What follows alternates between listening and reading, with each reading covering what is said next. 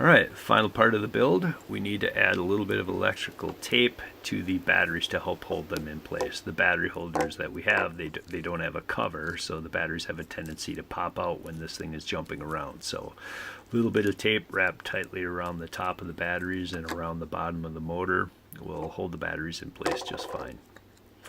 Notice I'm kind of holding that in place and sort of stretching that tape around just to get a good tight enough fit. The tape will be slanted on one of them, but that looks pretty good. Now it's time to add some weight. So I'm going to use those small number 10 washers, and I'm going to slide those over that 1-inch machine screw that had the wing nut on it. And normally I'm going to slide about as many as I can get away with and still fit the wing nut on there.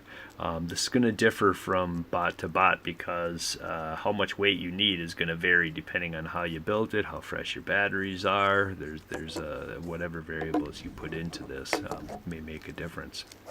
Last thing I'm going to do is I'm going to use my glue gun, and I'm going to just apply some glue across the Whegs and just give it a little bit of traction. It's like putting some treads on the tires. Let's give this a test. So my first try, when I turn it on, you'll notice it flips right over and it keeps on going. It's still kind of a cool motion, but not really the motion I intended it.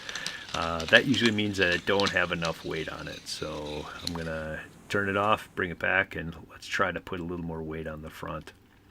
Remember, I put as many washers as I could on the machine screw, so I have nowhere else to add them but to start gluing weight onto the top. You can really use anything that you have to add more weight. I happen to have more washers, so I'm going to glue a couple more of those on the top. It looks like I'm using 3 or 4. And we'll give that a try. So when I turn it on, you'll notice the front of the Weg kind of hops off of the floor, but it doesn't flip over. So that's exactly what I'm going for.